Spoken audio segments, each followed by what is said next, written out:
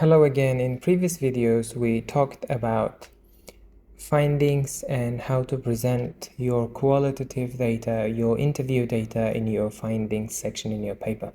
In this video, we'll discuss how to show your quantitative data, how to show your numbers and statistics in your results section. We talked that one of the most common ways of collecting some quantitative data, some statistics, is using the online survey. So in the first half of the video, we'll learn how to create online survey, and in the second half of the video, we will see how you can present your bar graph pie chart in your results section. In order to create an online form, online survey, you can go to Google, so Chrome, and here you can see the menu bar on your right hand side top corner, and if you scroll down you will see forms. Well, when you click you will see this kind of window, and you can create new for yourself, like blank form. When you click on it, so here's the title and description, and here are the questions. Depending on your research, you can write your research title. So let's for now say challenges with bottled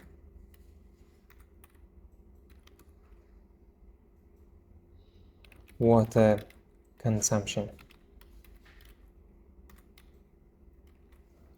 And here you can write, you can describe your research. You can say the aim of this research is to see what kind of challenges people are facing and so forth. You can also say that this is confidential, you're not collecting any names, so participants are taking part in your survey voluntarily and anonymously.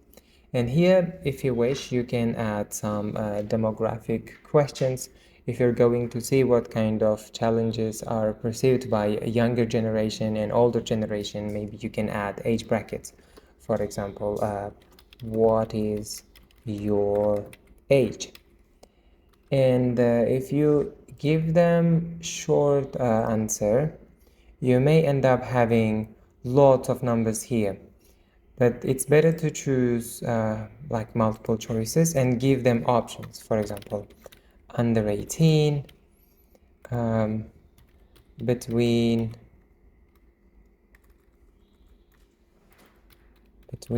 19 and maybe like 30, and maybe you can say over 30. And you can keep adding questions like this. Here you click add question, and it will give you the questions.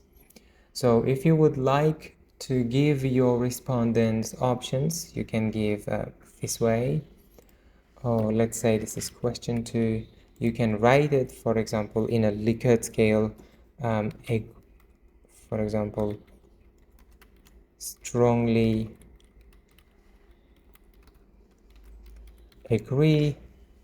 And as you can see, the Google form is quite intelligent, and it can do this one for you automatically, so it saves your time. You click on add all and you have got these options. But if you would like your respondents to write something for you, then you can use short answer or paragraph.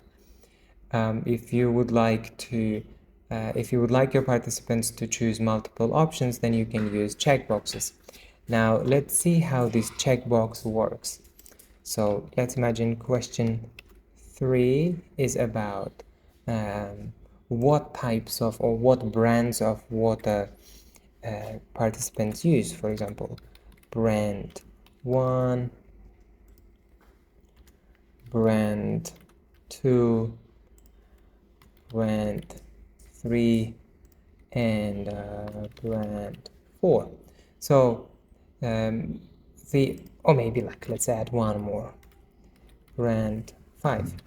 So your participants might be might be consuming more than one brand of water. That's why they need to select 1 to 3 or 1 to 5, 1 to 4.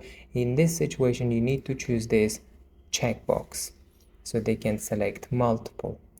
Once you have created your questions, there might be some questions might be the most important questions so that your participants do not skip. Here you need to click this required button so your participants cannot skip the question without answering. Once you've done this, you can go to publish. So responders, anyone with the link can answer to this, can participate in your survey. And now it's ready. You can click this link, copy this link, and send it to anyone by email or maybe through your Telegram chat. You can even send it through Instagram. Okay, now let's get back to the one I did before here. Several years ago, 1 or 2 years ago, I wanted to see how students react when we shift from handwriting to typing in the classroom. So I created this survey for my students, and then I said whether they liked it or not. 35 students participated in this survey, and as you can see here, the algorithm behind this Google survey can create all pie charts and bar graphs for you. If you like these pie charts and bar graphs, you can just copy it and paste it into your document and describe it. If you don't like the style, there is one more way of doing it. So you can go to this view in sheets, and it creates it for you now, this kind of Excel file. Then, for example, the question was like, how comfortable are you with the typing as compared to handwriting?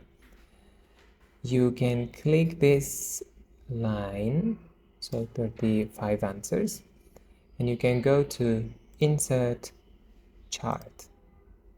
So as you can see, this Excel file readily creates this bar graph for you. And this bar graph is easier because you can see that many students were very comfortable when they were typing compared to writing with their hands. If you don't like this bar graph, you can choose other types of graphs here too, such as this kind of like horizontal bar graph, or you can choose pie chart here. Okay, then you can copy this one and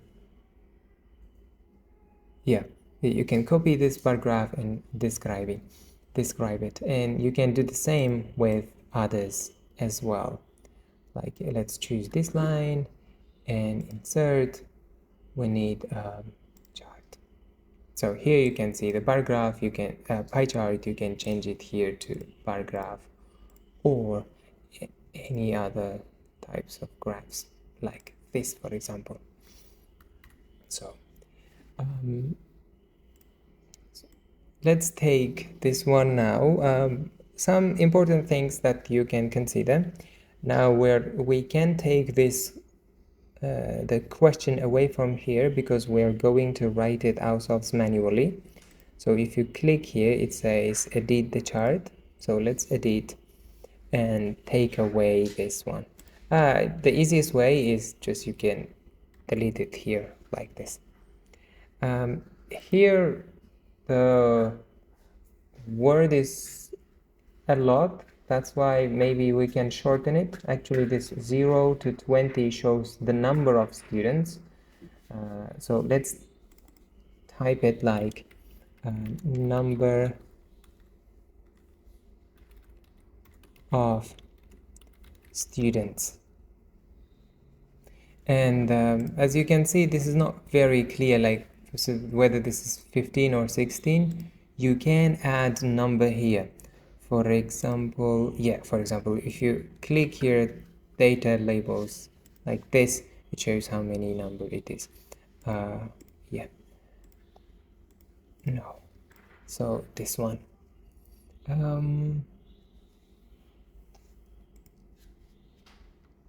All right, now let's copy this bar graph and try writing one paragraph here. So we say according, or maybe you can write it below here. According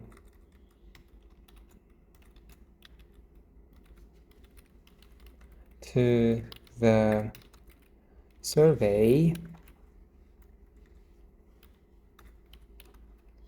right, 16 students out of 35, right? 16 students said they were very comfortable, and 11 students were very comfortable when they were typing their assignments, not writing, compared to neutral 7 and very uncomfortable 1. So first, let's describe it. Survey, most of the respondents said they were comfortable with typing their assignments, while 11 students reported to be very comfortable.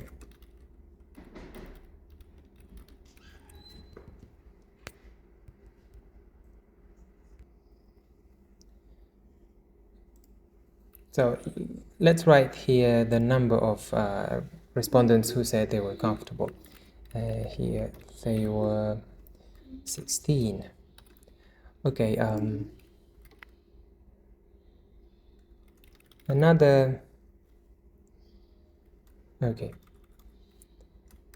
other 7 students reported, let's say, showed neutral attitude towards typing and handwriting.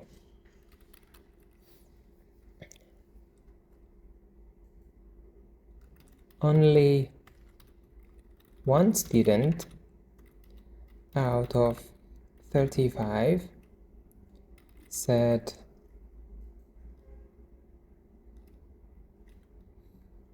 to have higher level of discomfort while typing the assignments. This is the quick report about this pie chart, but now we can write what it means. We don't have to say, we don't have to go far beyond like why students are having discomfort or why students, what's the problem that they are facing, and that's why they are saying we're uncomfortable or comfortable. We can quickly summarize this bar graph. We can say, for example, most students are okay with moving from handwriting to typing in the class. Meanwhile, only one student is like, for example, one student disagrees with typing. So we say this suggests that most students are ready to move from writing their tasks to typing in the classroom. So this is all you need. For example, the graph that visually represents and the description, and kind of one sentence conclusion. Well, maybe I didn't describe this very well. My language was not very ideal, but this is something that we can have for this level. Later, we can move on to giving different statistics or different visuals, but these are the basics that undergraduate students need to know. And you can continue doing the same. For example, you can show how students' perceptions, whether it enhances their writing or not, and many more, whether they would like to see more emphasis on their writing or more. Once everything has been done, you need to write the name, like what does this represent. So you can say Figure 1, students' attitude, or maybe students' perceived comfort with typing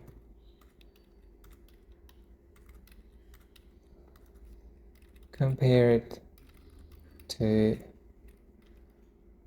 writing. And you can make this one bold. Okay. So now you can keep doing the same for other questions, like for other pie charts, bar graphs here. And this will be all about your results section. Once you have written all